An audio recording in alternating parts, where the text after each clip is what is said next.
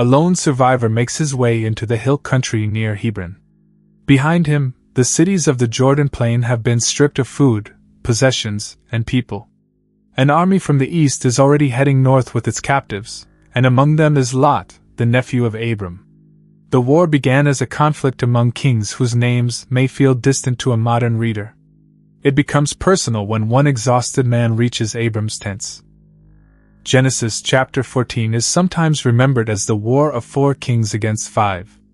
That description is accurate, but the label can make us miss how the story actually moves.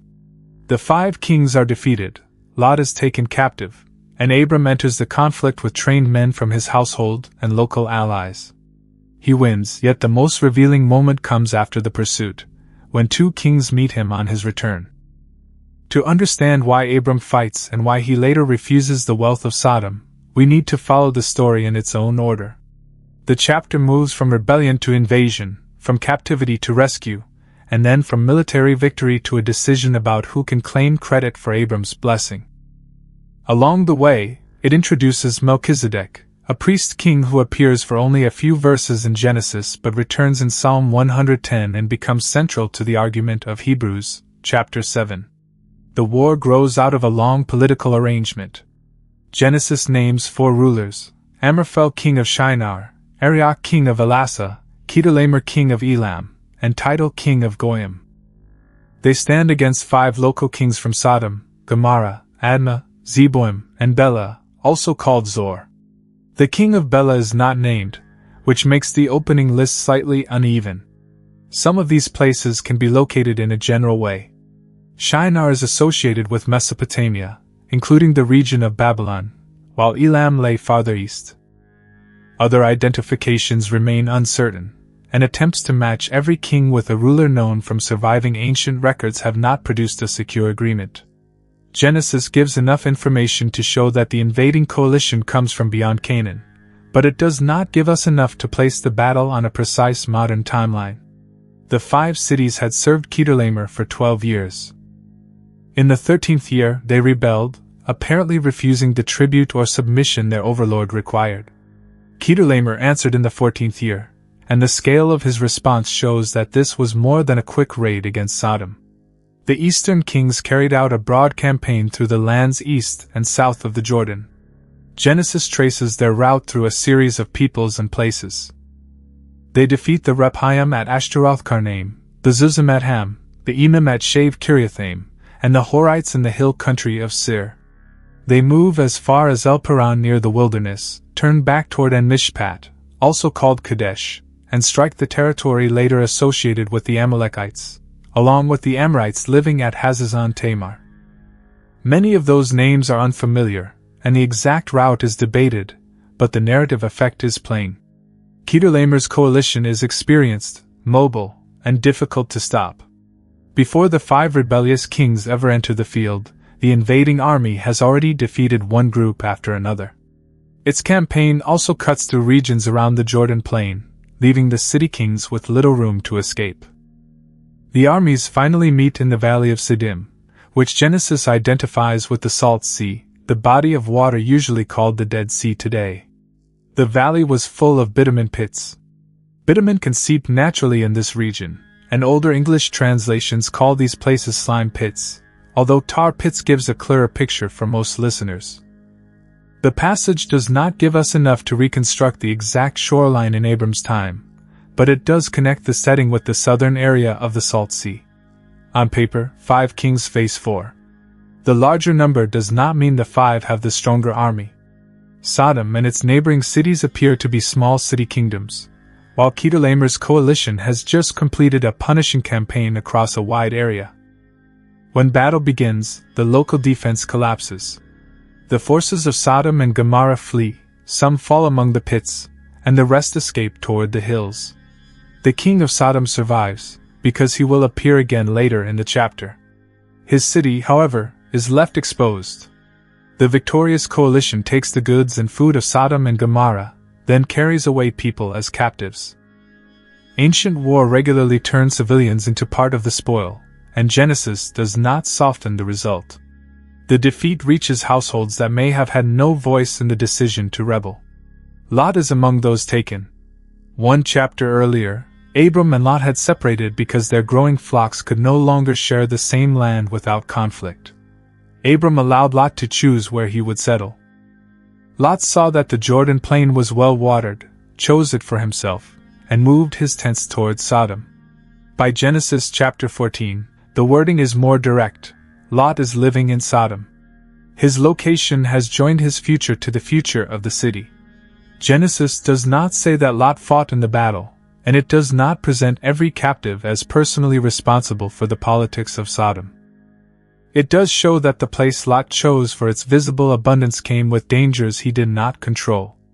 The fertile plain was connected to rulers, rivalries, and obligations that reached far beyond the edge of his own household. One man escapes and brings the news to Abram. Here, for the first time in the Bible, Abram is called the Hebrew. The term distinguishes him within the land, though its full origin and nuance are debated. He is living by the oaks of Mamre, an Amorite whose brothers are Eshcol and Aner. These men are not passing acquaintances. Genesis says that they are Abram's allies. That detail corrects the picture of Abram as a solitary wanderer with only a few tents and sheep. He is still a sojourner, not the king of a walled city, but his household is substantial. He has working relationships with people in the land, and he has men born in his household who have been trained to defend it. When Abram hears that his relative has been captured, he mobilizes 318 trained men. We are not told how many men Aner, Eshcol, and Mamre contribute, or whether the number refers only to Abram's own force. We are also not told the size of the army he pursues. Genesis gives enough to make his decision look bold, but not enough to calculate the odds. Abram does not use the crisis as a reason to take possession of Sodom or to establish himself as another city king. His stated concern is his captured kinsman. Lot had chosen the better-looking land and had separated from him, but Abram does not answer the news by repeating old grievances. Kinship creates a duty he is prepared to act upon. The pursuit runs north as far as Dan. That is the name later readers would recognize for a place at the northern edge of Israel, although the city bore another name before the tribe of Dan settled there. From that area, Abram attacks at night. He divides his force, strikes the enemy, and continues the pursuit to Hobah, north of Damascus. The plan suggests surprise rather than a straightforward clash in open country. Chedorlaomer's army has traveled a long route, fought several battles, gathered large amounts of plunder, and taken captives who would slow its movement. Abram uses darkness and divided units to disrupt it. Genesis does not portray faith as the absence of planning. He gathers trained people, works with allies, chooses his moment, and pursues until the captives are recovered. The rescue is remarkably complete. Abram brings back the goods, Lot and his possessions, the women, and the other people. The text does not describe each stage of the fighting or tell us the losses on either side. Its attention rests on reversal. Those who had been carried north as the property of a conquering army are brought home. Melchizedek will soon interpret the victory for Abram. He says that God Most High delivered Abram's enemies into his hand. That statement keeps us from explaining the outcome only through night tactics or an exhausted enemy. Abram's action is courageous and skillful, yet in the chapter's own account, success is a gift from God rather than proof that Abram had enough strength to secure the promise by himself. The battlefield has been left behind, but the chapter has not reached its main decision. As Abram returns, the king of Sodom comes out to meet him in the valley of Shave, also called the King's Valley. Then another king enters without any earlier introduction. Melchizedek is king of Salem and priest of God Most High. Salem is commonly associated with Jerusalem, a connection supported by later biblical language, although Genesis does not pause to explain the location. Melchizedek occupies two roles that Israel will later keep distinct in important ways. He is both king and priest. He also worships God Most High, or El Elyon in Hebrew, before Israel's Levitical priesthood has come into existence. Melchizedek brings out bread and wine. At the immediate level of the story, these are fitting gifts of refreshment and hospitality for men returning from battle. Christian readers have also seen in the bread and wine an anticipation of the Lord's Supper, especially within traditions that give this connection a prominent place. Genesis itself does not call the meal a sacrifice or explain it in sacramental terms, so it is wise to recognize the echo without making the later meaning the only thing the scene can be saying. The priest-king blesses Abram in the name of God Most High, described here as the maker or possessor of heaven and earth. He then blesses God Most High for delivering Abram's enemies into his hand. His words establish a clear order. Abram has won the battle, but God is the one who has given the victory. Abram responds by giving Melchizedek a tenth of everything. Hebrews chapter 7 later describes this as a tenth from the best of the plunder. No law of Moses has yet commanded Abram to tithe, and Melchizedek does not demand payment. Abram's gift is a voluntary recognition of the priest and, through the priest's blessing, of the God who delivered him. The king of Sodom then speaks. He tells Abram to give him the people and keep the goods. The offer is brief, and its exact legal background is not explained. Abram has recovered what the invading kings had taken, so the king of Sodom appears willing to surrender the material spoil if his people are returned. Abram could leave the meeting enriched by the possessions of an entire defeated city. His answer is one of the strongest refusals in the Abraham story. Abram says that he has raised his hand in an oath to the Lord God Most High, maker or possessor of heaven and earth. By joining the covenant name of the Lord with Melchizedek's title, Abram identifies the God who called him with the God whom Melchizedek has just praised. Abram will not take even a thread or the strap of a sandal from Sodom. He explains the reason: the king must never be able to say, "I made Abram rich." The problem is not wealth itself. Genesis has already said that Abram owns livestock, silver, and gold. He will also receive legitimate gifts and possessions at other points in his life. Here, he refuses wealth whose story could be used to place him under the king of Sodom, or make Sodom the source of his rise. Abram does not impose his oath on everyone who fought beside him. He allows for the food his young men have eaten, and he insists that Aner, Eshcol, and Mamre receive their share. His personal renunciation does not become an excuse to deny his allies what belongs to them. That qualification is easy to pass over, but it shows that integrity is not the same as making a dramatic gesture at someone else's expense. The meeting therefore places two accounts of the victory before Abram. Melchizedek says that God Most High delivered the enemy into his hand. The king of Sodom offers goods that could allow him to claim a place in Abram's prosperity. Abram accepts the blessing, gives the tenth, and refuses the claim that Sodom's wealth might create. This choice connects directly with what follows. Genesis chapter 15 opens with the Lord telling Abram not to fear, promising to be his shield and his great reward. The chapter division can make that sentence feel detached from the battle, but the words come after these things. Abram has just faced armed kings, created the possibility of retaliation, and walked away from a fortune. God answers with protection and reward in terms centered on God himself.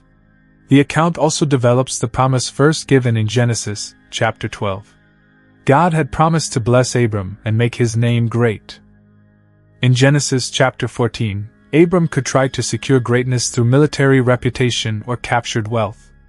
Instead, he rescues others, honors God's priest, and refuses to let the king of Sodom become the author of his blessing. The promise will not be fulfilled by turning Abram into another Chedorlaomer. Melchizedek's part in the chapter is brief, but Scripture does not leave it there.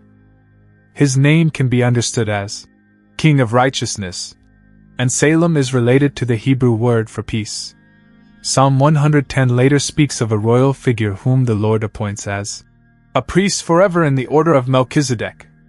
That psalm brings kingship and priesthood together again and points beyond the ordinary succession of Israel's priests. The letter to the Hebrews takes up both Genesis chapter 14 and Psalm 110 in order to explain the priesthood of Jesus. Israel's priests came from the tribe of Levi and the line of Aaron. Jesus comes from Judah, so his priesthood is not based on Levitical ancestry. Hebrews argues that Scripture had already provided another pattern, the order of Melchizedek, established by God's oath and not dependent on descent from Aaron. Hebrews pays close attention to what Genesis does not record. Melchizedek enters the narrative without a genealogy, without an account of his birth, and without a report of his death. In Genesis, that absence is striking because genealogies are so important elsewhere.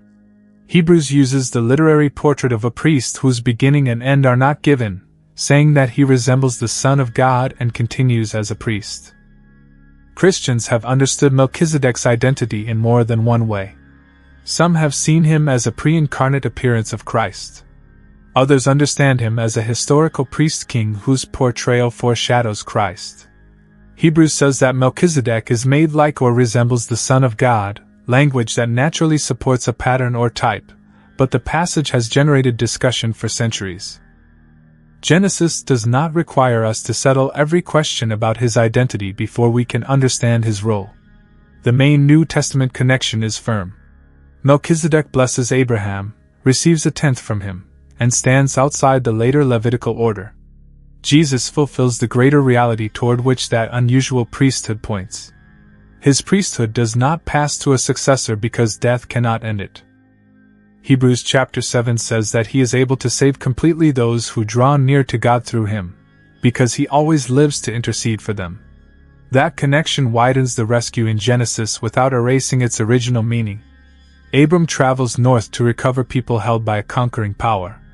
Melchizedek meets him afterward and directs the credit toward God Most High. In the New Testament, Jesus is presented as the enduring priest-king who does not merely bless a returning warrior. He accomplishes the saving work himself, and remains the living mediator for his people.